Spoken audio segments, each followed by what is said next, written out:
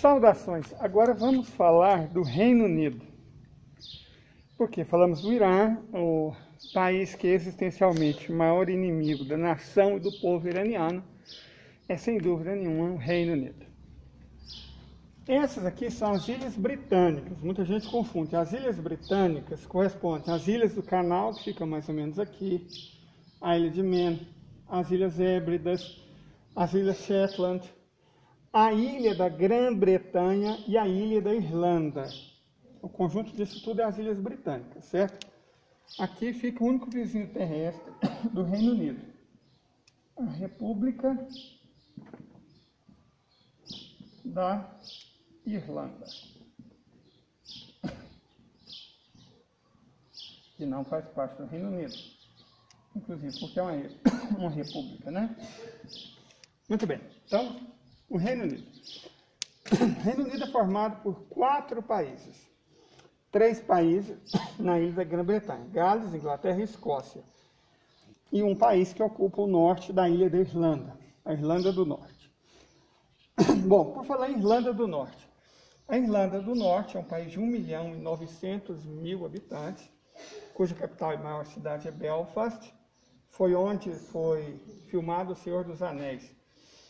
População, 1.900.000 habitantes, é pouco menor do que a de Sergipe. E a área de 14.100 km², mais ou menos, ela é 2/3 da área de Sergipe, certo? Na Irlanda do Norte fala-se, além do inglês, o gaélico irlandês e o irlandês, certo? Ok.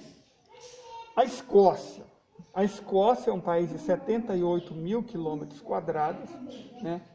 Mais ou menos como a soma do estado do Espírito Santo e Alagoas.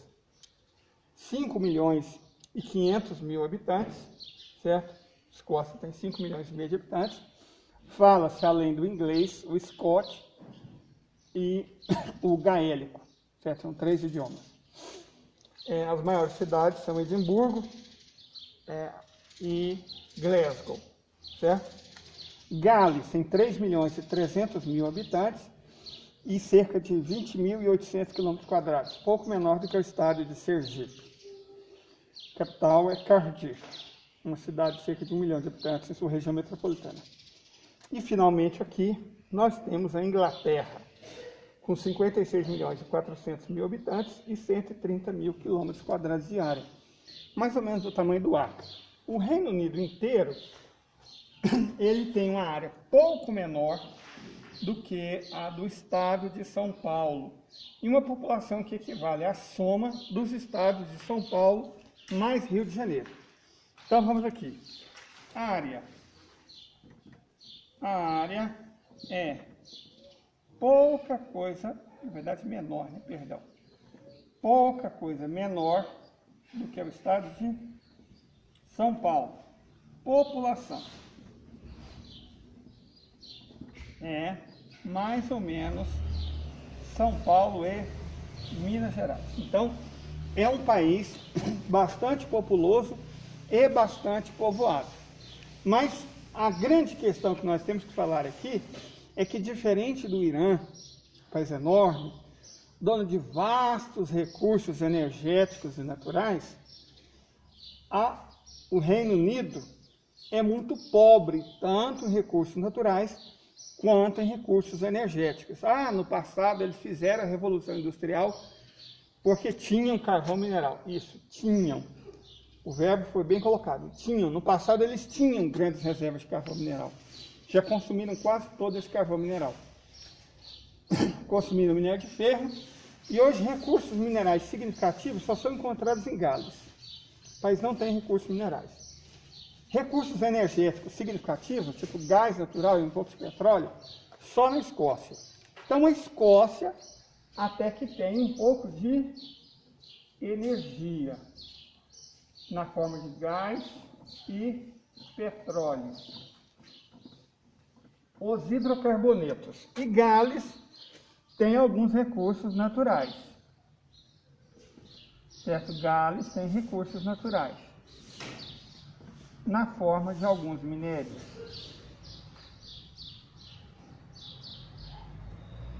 mas a Inglaterra mesmo ela não tem nenhum nem outro. E solos?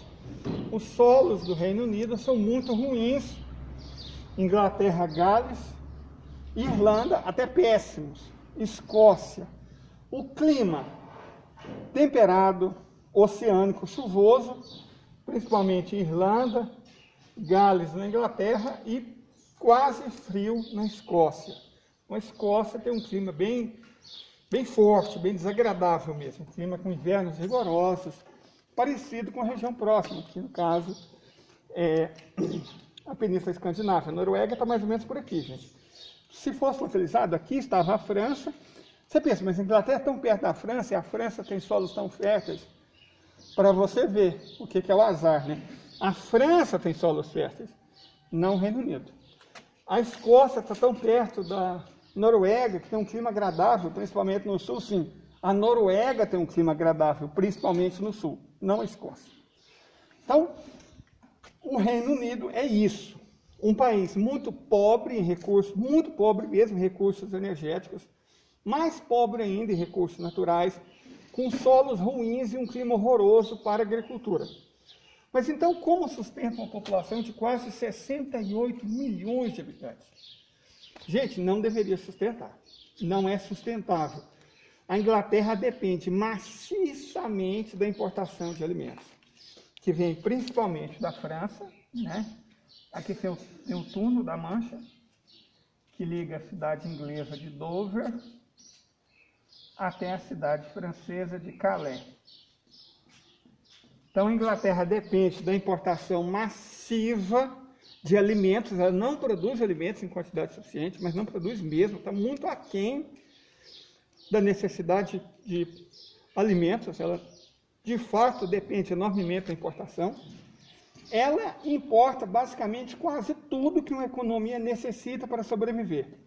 Ela importa gás, ela importa petróleo, ela importa recursos naturais, ela importa matérias-primas e, pior de tudo, importa alimentos.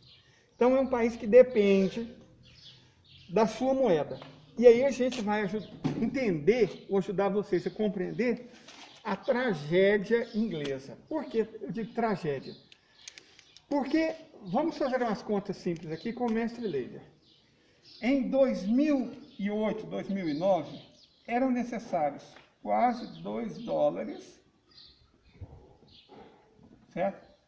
Quase $2 para comprar uma libra.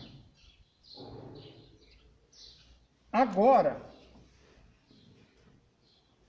é necessário apenas $1.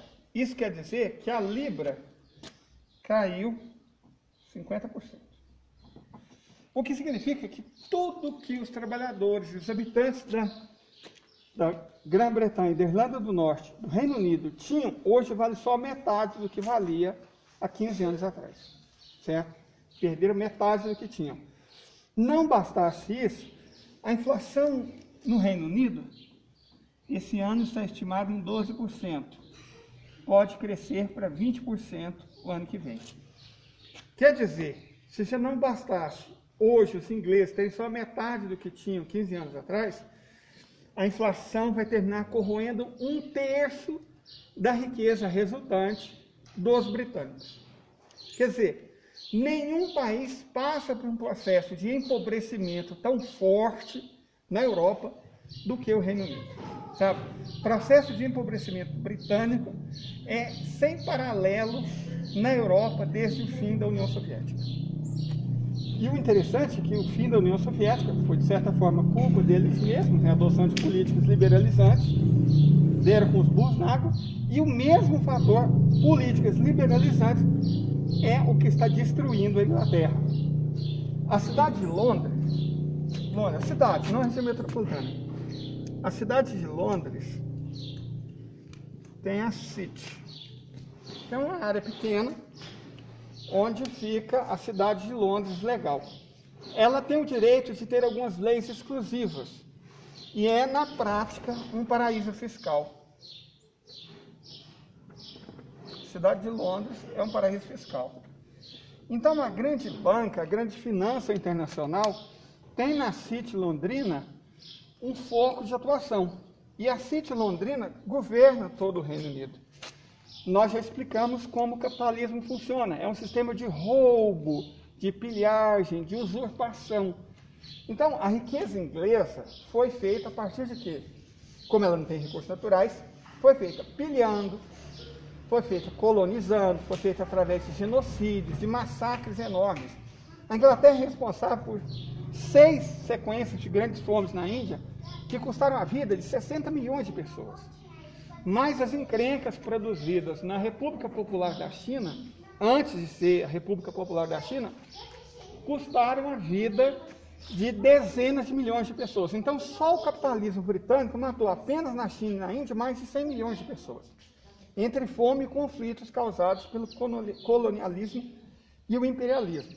Então, foi através dessas políticas de colonização, de escravização, de roubo, de pilhagem, de imperialismo, que a Inglaterra fez a riqueza dela. Ah, mas e a Revolução Industrial? Então, Revolução Industrial, século XIX, começo do século XX. Ela, como nós dissemos aqui, não tinha recursos naturais.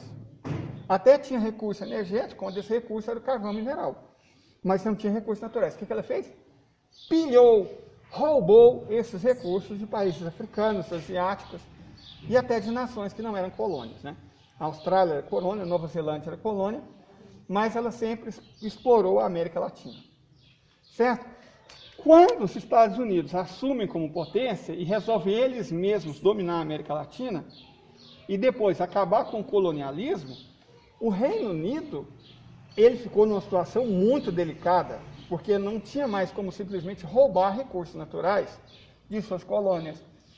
Então ele usou a moeda fiduciária, a libra esterlina, que não está lastreada em nenhuma riqueza real, para continuar roubando e pilhando o mundo. E fez isso com especial ênfase no Oriente Médio. No vídeo anterior nós falamos sobre o Irã. O Irã passou uma fase muito difícil da sua história, que foi a ditadura do Shah Reza Pahlavi, entre o fim dos anos 1950 e o fim dos anos 1970. Nesse período de 25 anos, o Irã passou a gato, tendo seus recursos naturais, principalmente o petróleo, a energia, né, roubado pela Inglaterra. Então, a Revolução Islâmica foi feita contra a dominação imperialista britânica.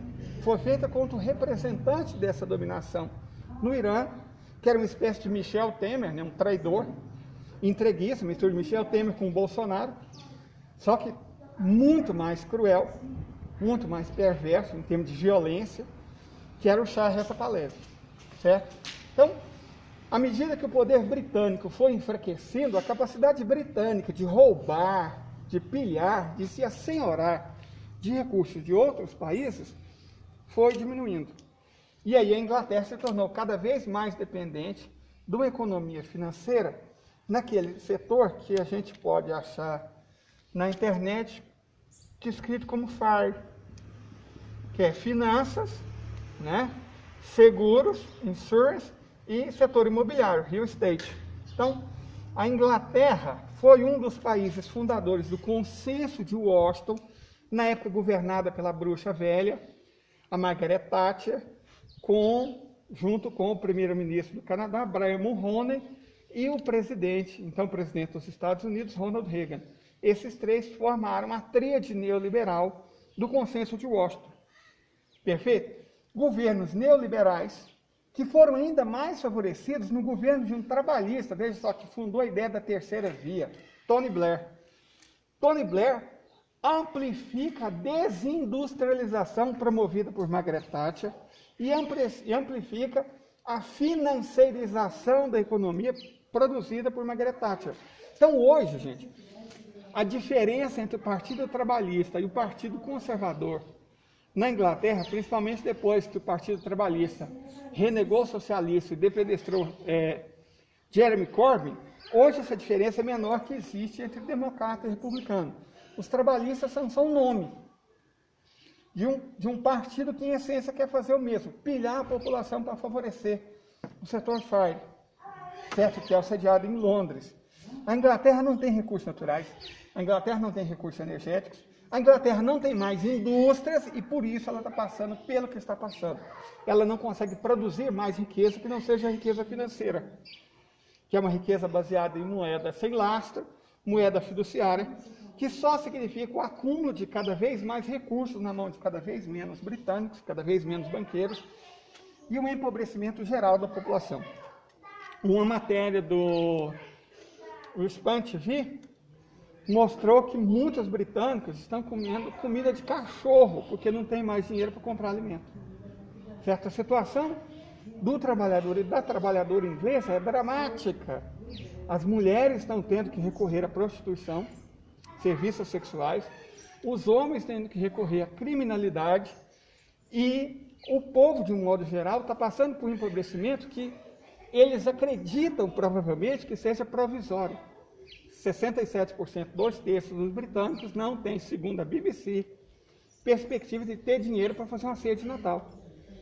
Eles acreditam que esse empobrecimento é provisório, mas não é, é permanente. O Reino Unido, da Grã-Bretanha e da Irlanda do Norte é um país em vias de subdesenvolvimento. E essa é toda a história. Muito obrigado pela audiência. Curtam e compartilhem, por gentileza.